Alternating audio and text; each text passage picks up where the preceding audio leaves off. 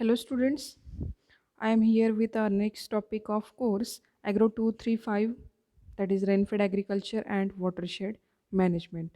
Okay, so in today's lecture I'll focus on watershed management means what is actual concept of watershed management, next principles, objectives, components, and what are the effects on watershed management, or which kind of factors affects watershed management. Okay, so let us start with first watershed means what. See, this photograph shows a good, or this photograph is a good example of a watershed.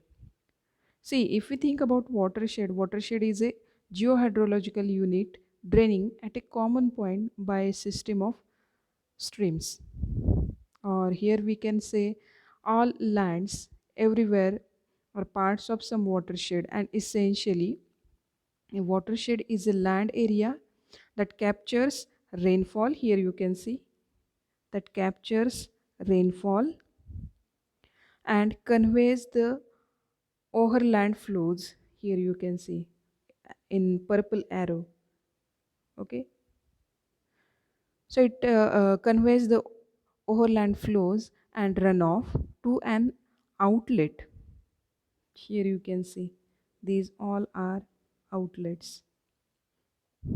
Okay, in the main flow channel. Here is the main flow channel. Okay, so here it is a watershed. Okay, so it is a landmass surrounded vertically by area influenced by human activities and horizontally by water that drains into a point.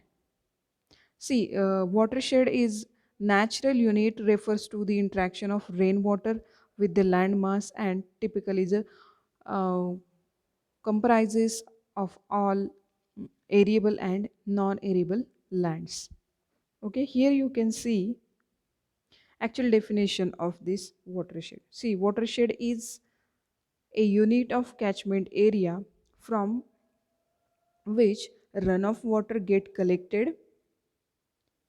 Here is watershed means unit catchment area from which runoff water get collected and flows through several minor outlets to a common natural course, means watershed. Here is one more definition. Watershed is a geographical area having a common drainage point. Fine.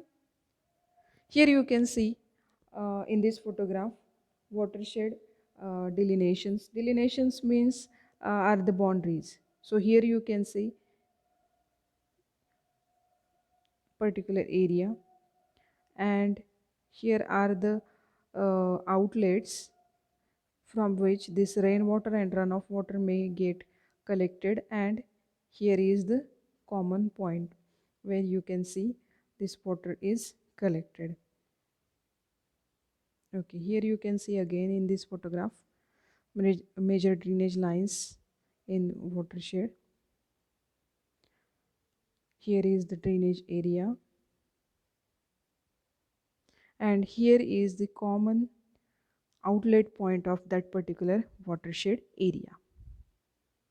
Here you can say again, these are the catchment areas from where we collect runoff water and rainwater through these type of outlets. Here is the flow direction in brown color, and here is the river, that is common catchment point.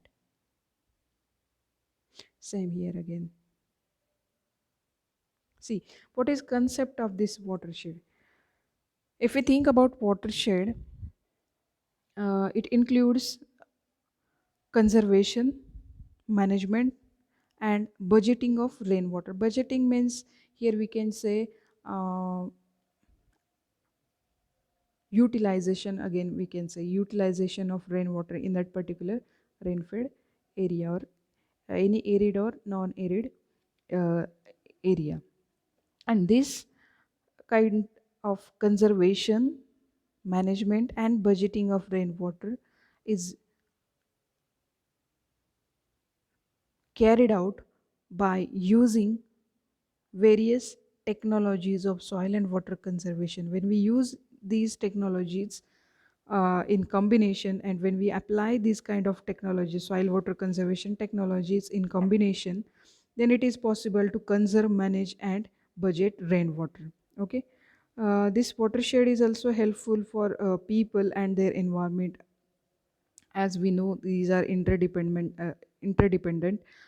Here we can say again, watershed management means what? We learn watershed means what. Now, watershed management means what? Watershed management means efficient management of all land and water resources of watershed area. Efficient management of all land and water resources of watershed area. For what purpose? For optimum production with minimum hazard to natural resources. That means watershed management. Okay. Here are the objectives of watershed. This watershed is helpful to improve resource conservation, especially soil and water conservation and utilization of that particular land, whether it is arable or non-arable land. Next, watershed is helpful to make yields less subject to the effect of erratic rainfall, or we can say we can cultivate such kind of crops, or we can get yield from such kind of crops which are not affected by uh, erratic rainfall or uneven rainfall. Watershed is helpful to bring about increased productivity. How it is helpful for increasing productivity? As we utilize soil and water, or when we conserve soil and water of particular dryland area, so automatically which kind of crops we cultivated there, we got maximum yield and increases productivity. So watershed is also helpful for increasing productivity.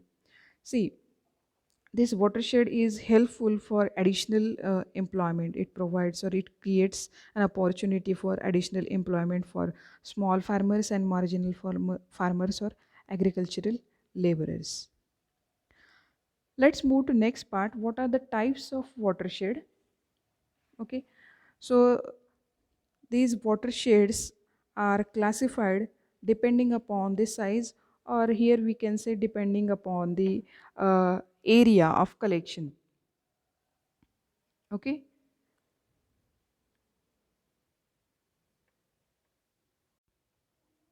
See, in that first stage, macro watershed.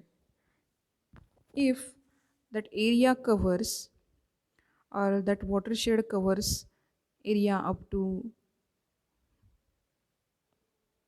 sorry, if that watershed covers area up to more than 50,000 hectares, it is called macro watershed.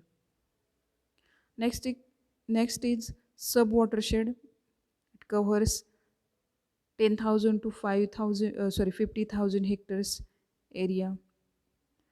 Milli watersheds, 1,000 to 10,000 hectares. And last one is micro watershed, 100 to 1,000 hectare watersheds. Okay, so that area is covered in micro watersheds. See, this classification is important for objective type of questions. Fine. Okay, let's move to next part.